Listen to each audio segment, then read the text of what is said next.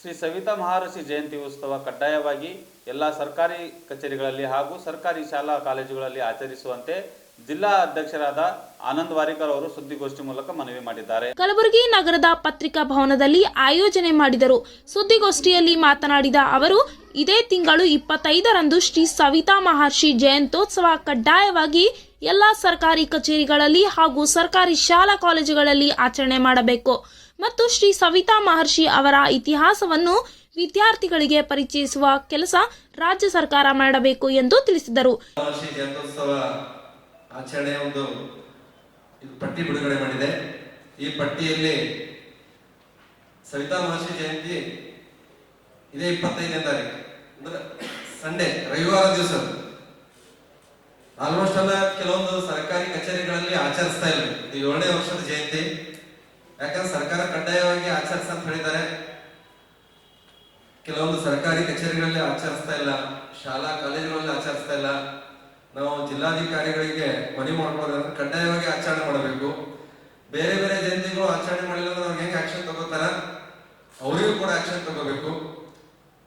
ನಂತರ ಶಾಲಾ ಕಾಲೇಜುಗಳಲ್ಲಿ ಸವಿತಾ ಮಹರ್ಷಿಯವರು ಇತಿಹಾಸನೇ ಗೊತ್ತಿಲ್ಲ ವಿದ್ಯಾರ್ಥಿಗಳಿಗೆ. ಅದನ್ನ ಒಂದು ಪರಿಚಯಿಸ್ತಕ್ಕಂಥ ಕೆಲಸ ಎಲ್ಲ ಶಾಲಾ ಕಾಲೇಜಿನ ಎಲ್ಲ ಇದು ಮುಖ್ಯೋಪಾಧ್ಯಾಯರಿಂದ ಆಗ್ಬೇಕು. ಯಾಕಂದ್ರೆ BO ಆಫೀಸಲ್ಲಿ ಸವಿತಾ ಮಹರ್ಷಿ ಚರಿತ್ರೆ ಪ್ರತಿ ವರ್ಷ ಕೊಡ್ತಾ ಇದ್ದೀವಿ. ಈ ವರ್ಷ ಕೂಡ ಅವರು ಕೂಡ ಒಂದು ಆದೇಶ ಹೊರಡಿಸ್ಬೇಕು, ಕಡ್ಡಾಯವಾಗಿ ಮಾಡ್ಬೇಕಂತ ಹೇಳಿ. ನಂತರ ಪ್ರತಿ ರಥಸಪ್ತಮಿ ದಿವಸ ಸವಿತಾ ಮಹರ್ಷಿ ಜಯಂತಿ ಬರ್ತದೆ. ಇದೇ ದಿವಸ ಇದೇ ಡೇಟ್ ಅಂತ ಇರಲ್ಲ. ಕಳೆದ ವರ್ಷ ಫೆಬ್ರವರಿ 4 ಇತ್ತು, ಈ ವರ್ಷ ಜನವರಿ 25 ಇದೆ. ನಂತರ ಪ್ರಥಮ ವರ್ಷ ಸವಿತಾ ಮಹರ್ಷಿ ದೇವಸ್ಥಾನ ನಮ್ಮ ಕರ್ನಾಟಕದಲ್ಲಿ ಪ್ರಥಮ ಆಗಿದ್ದು ನೆಹರು ನಗರದಲ್ಲಿ. ಅಲ್ಲಿ 1ನೇ ವಾರ್ಷಿಕೋತ್ಸವ ಅಂದ್ರೆ 1 ವರ್ಷ ಇತ್ತು. ವಿಶೇಷ ಪೂಜೆ ಅದ. ಅದಕ್ಕೆ ಈ ಒಂದು ವೇದಿಕೆ ವತಿಯಿಂದ ನಮ್ಮ ಕಲಬುರಗಿ ಜಿಲ್ಲೆ ಜನತೆಗೆ ಹಾಗೂ ಕರ್ನಾಟಕದ ಎಲ್ಲ ಜನತೆಗೂ ನಾವು ಅವರಿಗೆ ಒಂದು ಪೂಜಾ ಕಾರ್ಯಕ್ರಮದಲ್ಲಿ ಭಾಗವಹಿಸಲು ನಾವು ಮನವಿ ಮಾಡ್ಕೊಂತ ಇದ್ದೀವಿ.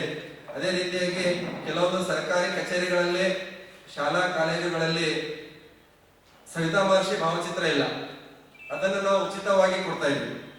ಅದಕ್ಕೋಸ್ಕರ ನಾವು ನಮ್ಗೆ 2 ನಂಬರ್ ಕೊಟ್ಟಿದ್ದೀವಿ.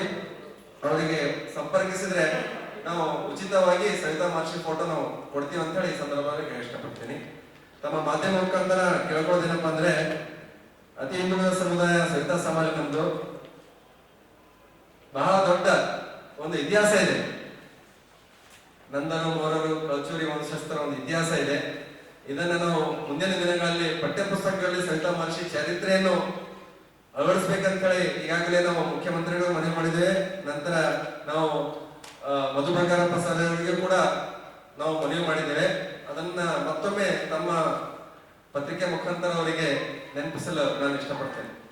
ಈ ಸಂದರ್ಭದಲ್ಲಿ ಚಂದ್ರು ಗೋಗಿ, ಅಂಬು ರೋಜಾ, ಸೂರ್ಯಕಾಂತ್ ಬೆಣ್ಣೂರ್ ಸೇರಿದಂತೆ ಅನೇಕ ಮುಖಂಡರು ಪಾಲ್ಗೊಂಡಿದ್ದರು.